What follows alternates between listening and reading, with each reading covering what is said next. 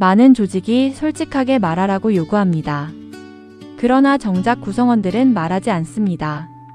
왜일까요? 말할 수 없는 환경에서 말하라는 요구는 공허합니다. 이 간극을 설명하는 핵심 개념이 바로 심리적 안정감입니다. 에이미 에드먼스는 그의 저서 두려움 없는 조직에서 이렇게 말합니다. 심리적 안정감이란 처벌이나 망신에 대한 두려움 없이 의견을 제시할 수 있는 팀의 분위기입니다. 여기서 중요한 포인트는 편안함이 아니라 말해도 안전하다는 확신입니다. 왜 심리적 안정감이 중요할까요? 첫째, 침묵은 비용이기 때문입니다. 조직에서 가장 위험한 순간은 틀린 결정이 내려지는 순간이 아니라 누군가 그것이 틀렸다는 것을 알고도 말하지 않는 순간입니다. 현장에서 반복되는 사고 품질 문제, 고객 불만의 상당수는 몰라서가 아니라 말하지 않아서 발생합니다. 심리적 안정감이 낮은 조직은 문제를 숨기고 결국 더 큰 비용으로 그 대가를 치릅니다. 둘째, 학습은 발화에서 시작되기 때문입니다. 학습은 정보를 듣는 것이 아니라 가설을 말하고 반박을 받고 수정하는 과정에서 발생합니다. 하지만 말하지 않는 조직에서는 이 과정 자체가 작동하지 않습니다. 결국 학습은 멈추고 조직은 같은 실수를 반복합니다.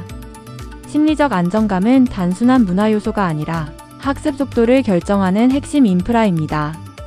셋째, 혁신은 안전한 충돌에서 나오기 때문입니다. 혁신은 동의에서 나오지 않습니다. 다름, 질문, 문제 제기에서 시작됩니다.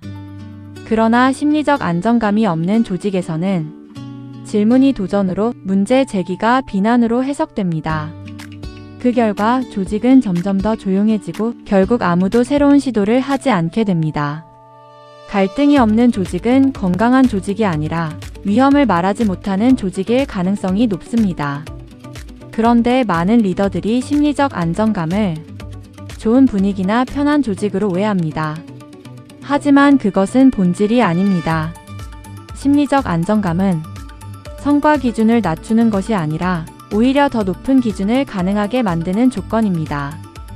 에드먼스는 이를 높은 기준, 높은 안정감의 조합으로 설명합니다. 안정감이 없는 높은 기준은 침묵을 만들고 기준이 없는 안정감은 무책임을 만듭니다. 진짜 조직은 이 두 가지를 동시에 설계해야 합니다.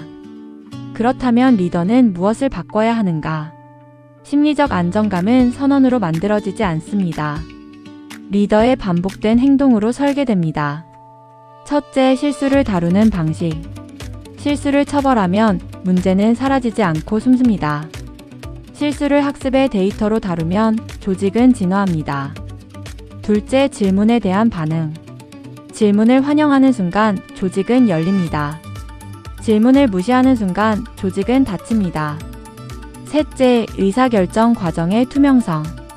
결과만 공유하는 조직은 침묵을 낳고 과정을 공유하는 조직은 참여를 만듭니다. 결론. 조직이 실패하는 이유는 무능이 아닙니다. 말하지 않는 구조입니다. 심리적 안정감은 좋으면 좋은 것이 아니라 없으면 치명적인 요소입니다. 그리고 더 중요한 사실은 이것입니다. 심리적 안정감이 없는 조직은 결국 학습하지 못합니다. 학습하지 못하는 조직은 변화하지 못합니다. 변화하지 못하는 조직의 미래는 명확합니다. 이제 질문입니다. 당신의 조직에서는 문제를 발견한 사람이 말할 수 있습니까? 아니면 침묵하는 것이 더 안전합니까? 이 질문에 대한 답이 조직의 미래를 결정합니다.